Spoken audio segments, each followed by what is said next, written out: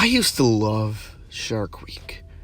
Just like anybody else would, get all excited for it and everything. And I used to love watching them jump out of the water on my television screen. I also loved to watch the divers try to touch them. The works. But one night, I decided to watch a little bit of Shark Week before I fell asleep. But I guess I was a little bit too tired, and I ended up passing out after 30 minutes of the episode with the TV still on. And I still remember the dream I had to this day. It was like something out of a Stephen King novel, so I figured I would write about it, because this is indeed a true story, and I hope you enjoy my nightmare. I had just recently gotten into an argument with my father, so I looked down at my phone with still no text from him. We had a fight earlier today, so it was nothing new though. We had fighted a lot lately anyways. I looked next to me to see my little brother staring out of his window with an anxious look on his face. This was his first time going to a haunted building. John was the one driving, and his girlfriend and cat was sitting next to him. I still don't know why I convinced myself to go. I enjoyed visiting haunted buildings, but tonight something didn't seem right. So what is the story with this place, I asked. Well, it's a library on the bay that overlooked a tragedy in the 70s. People say that if you are lucky enough, you can see the souls of those kids wandering around, John replied. And we're going here why, I followed. Well, we want to actually go somewhere where we have the possibility of actually seeing something. And I guess, I mumbled. I looked out of my window and watched as the ocean crashed up onto the side of the hill. Just one small swerve and we would go flying off the cliff into the ocean. I often thought about stuff like this, always thinking of the possible ways to die. I looked ahead and saw a big, dark building, and I guess that was the library. I poked my brother's arm and I pointed at him, and he looked at it in excitement, and it overwhelmed him. I couldn't help but smile. And we are here, said John. We pulled into this small-looking garage, and like the ones you see in movies, to the right of us was a small set of stairs, and everything was concrete. We all got out and walked over to the broken windows that were in front of us and looked out. I could see the waves crashing into the shore. Nothing looked spooky about it at all. So what exactly happened here, I asked. In the 70s, a group of kids didn't care much for swimming, no swimming sign at the beach. So they went swimming anyways, and nobody really knows what happened to them. But the people who were there that day just know that all the kids died that day, said John. I sighed. All right, then, let's get started.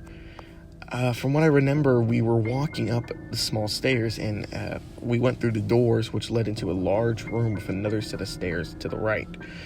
John and Kat, which is our friend's name, by the way, I'm just informing that in my dream, we went up the stairs while my brother and I walked across the room into another small room. There were tables and chairs thrown about inside, so I was assuming that there were people in there that studied or something, and I had wandered around the library, closed down. I wondered to myself why the library had closed down, only because of the tragedy. Maybe people thought it was cursed or something. I don't know. We walked out of the room and caught up with John and Kat upstairs, and we walked around the whole library watching and listening for anything paranormal, but found nothing. Let's go. Let's go. There's nothing here, I said. What a fucking bust, John said, irritated. We walked down the stairs, and when we were walking out, we saw a station wagon pull up with 3 teenage boys around my age and 2 kids. And they got out and stood on the stairs and we watched as they walked past us. If we weren't there, the last teenage girl, however, looked familiar. I didn't realize it until she looked at me. She looked just like my girlfriend. Matt? I said. He just ignored it and kept walking. What follows next, I really wish I didn't see.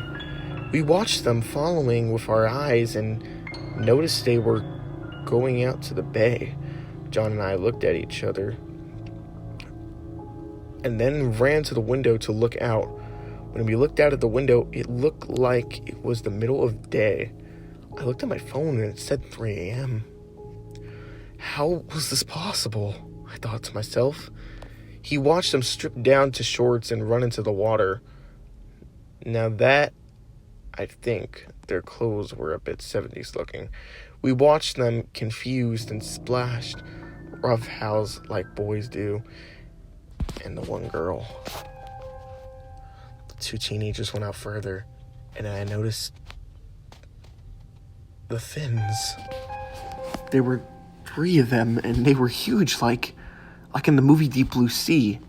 Like those sharks, huge. I started screaming for them to get out of the water, but they couldn't hear us. I could hear Kat starting to freak out, and my little brother started crying. John tried to jump out of the window to go and try and save them, but he couldn't. Something was keeping us in the library. Something was forcing us to watch. But what? We sat there and watched as the first shark chomped on one of the teen's sides and started shaking him violently. The second teen just sat there and laughed.